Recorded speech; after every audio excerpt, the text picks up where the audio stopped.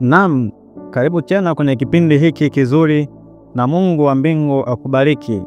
Ndugu yangu unayenisikiliza, ninakubariki kupitia jina la Yesu Kristo, mwana wa Mungu aliye hai. Leo nakupasha habari hizi ambazo nimeanza nazo katika kipindi ambacho kimepita, kwa habari ya mpango wa amani ambao unafanyika huko Gaza. Na katika mambo yanayoendelea, tunaona Donald Trump pamoja na Jared Kushner ambao wameweza kufanikisha swala la mpango wa amani. Sasa taarifa zingine ambazo ninakupa, ambazo nimezipata kwenye chanzo cha BBC, ambazo zikimuonyesha Mheshimiwa Donald Trump akisema kwamba hii ni siku kubwa kwa ulimwengu wa Kiarabu na Kiislamu, Israeli, mataifa yote yanayozunguka na Marekani, na tunawashukuru wasuluhishi kutoka Qatar, Misri na Uturuki. Haya ni maneno ambayo aliyasema Donald Trump. Viongozi wa dunia wamekaribisha kwa furaha habari kwamba Israeli na Hamas wamekubaliana na awamu ya kwanza ya mpango wa amani Gaza.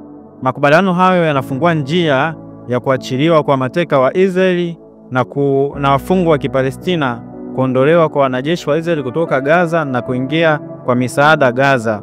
Hii taarifa iko BBC.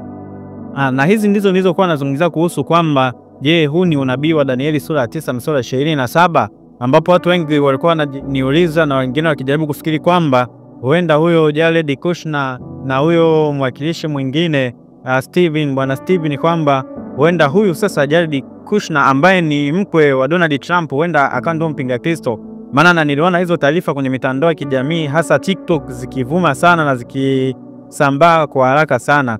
Lakini mimi nikasema kwamba mimi nitakuwa upande wa neno la Mungu, ambapo pale nilisema kwamba tukiangalia katika nyaraka za Paulo kwenye kitabu cha Wathesalonike wa pili sura ya 2 mstari wa 6 wa 7, Paulo alisema kwamba ili mpinga Kristo au yule mwana wa kengeufu au yule asi afunuliwe na tumjue au ajulikane, ni lazima kwanza yeye anayezuia aondolewe, ni kanisa. Kwa hiyo lizuialo ni kanisa. Kwa kanisa litakapoondolewa ndipo sasa huyu asi atafunuliwa. Kwa hiyo Rais wa Marekani Donald Trump amesema Israeli na Hamas wametia saini awamu ya kwanza ya mpango wa amani Gaza. Kundi la Hamas linatarajia kuachilia huru mateka hivi karibuni, likisema mateka wa Israeli walio hai watabadilishwa kwa karibu wafungwa 2000 wa Kipalestina. Trump alisema Jumatano kwamba anaamini mateka wote walioshikiliwa huko Gaza, ikiwa ni pamoja na miili ya marehemu, watarudi siku ya Jumatatu. Israeli nayo itawaondoa wanajeshi wake kwa njia iliyokubaliwa. Msemaji wa serikali ya Israeli ameliambia shirika la habari kwamba Israeli inatarajia mateka wake wataanza kuachiwa Jumatatu. Msemaji huyo akusema iwapo serikali inatarajia mateka wote 48 waliosalia, wanaoishi na waliokufa, wataachiliwa wote mara moja. Kwa hiyo sasa waziri mkuu wa Israeli Benjamin Netanyahu atakutana na baraza lake la mawaziri leo Alhamisi ili kuidhinisha mpango wa kuachiliwa kwa mateka wanaoshikiliwa huko Gaza. Unaona sasa hili jambo, Donald Trump anaprove kwamba wamefanikiwa kusaini mkataba ambao ulikuwa na vipengele 20. Kwa mkataba ulikuwa na vipengele 20 awamu ya kwanza. Sasa kwa makubaliano ni kwamba mateka wa Israeli waachiliwe na mateka wa Palestina waachilie. Je, na wanasema kwamba Israeli wanatarajia Jumatatu mateka wao waachiliwe huru. Je, hili jambo litafanikiwa? Basi, na kama halitofanikiwa ni nini kitakuja, tutajua huko mbele. Lakini nataka kuambia watu ambao wanadhani kwamba mpinga Kristo ndio huyu Jared Kushner, sina uhakika na wala siwabishi wala siwapingi, ila mimi nimesema kwamba nitasimama upande wa neno la Mungu unasema nini. Ndio Wathesalonike wa pili sura ya 2 mstari wa 6 hadi wa 7, kwamba ili yule asi mwana wa kengeufu afunuliwe, ni lazima kwamba yeye anayezuia aondolewe. Atakapoondolewa, Biblia inasema ndipo atakapofunuliwa waziwazi. Kwa hiyo mpinga Kristo sasa hivi, kwa mujibu wa neno la Mungu, ikiwa tu anayepinga kanisa hajanyakuliwa au kanisa halijaondolewa, hatuwezi tukamjua kwa sababu bado hajafunuliwa. Lakini sikatai kwamba huenda yupo au la, huenda kweli yupo, na tunajua unyakuo ni tukio ambalo linatarajiwa kufanyika muda wowote, saa yoyote. linaweza likafanyika tukio la unyakuo. Kwa hiyo litakapotokea tukio la unyakuo, ndipo manake kanisa ndio ulimwenguni. Kwa hiyo sasa Roho Mtakatifu atakapokuwa ameshaondoka kwenye ulimwengu huu na kanisa, ndio tunajua kwamba ile siri sasa ya kuasi na ule mpinga Kristo ndipo atakapofunuliwa na kuanza kufanya kazi yake kwa waziwazi. Kwa hiyo sasa mimi ninachokushauri ni nini?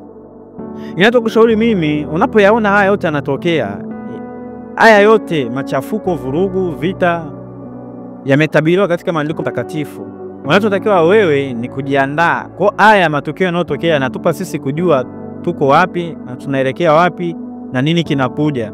Kwa maana yake sisi inatupasa tujiandae, kwa sababu ule mwisho umekaribia na Yesu yuko njiani, yuko mlangoni, unyakuo upo karibuni.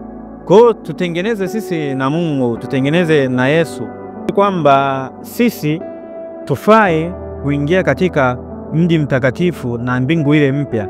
Kwa hiyo sasa haya yote yanayoendelea haya, Yesu alisema mtakapoona yanatokea tambueni kwamba huu ndio mwanzo.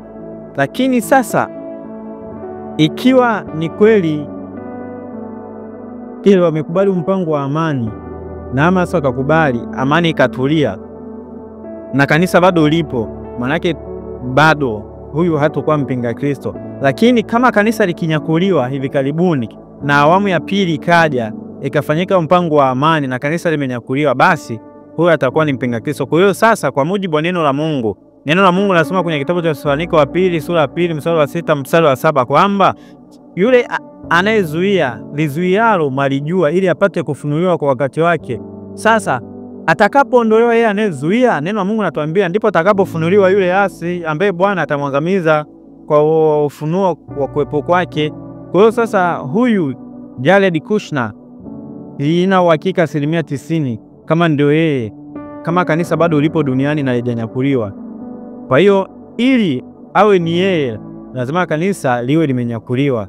Kwa hiyo sasa haya sisi yote yatupe kujiandaa, yatupe kujitakasa, yatupe kumngoja Yesu Kristo, yatupe kuishi utakatifu, tukijua kwamba ile siku na saa sasa imekaribia. Kwa hiyo ninawatia moyo ninyi ambao mnahisi kwamba ndio huyo, msiogope, ila mnachotakiwa ni kufanya nini? Mnachotakiwa ni kujiandaa, kwa sababu saa yoyote tusioizani mwana wa Adamu analitoa kanisa lake takatifu. Basi nakuombea baraka za Bwana wetu Yesu Kristo ziwe juu yenu nyote. Amen.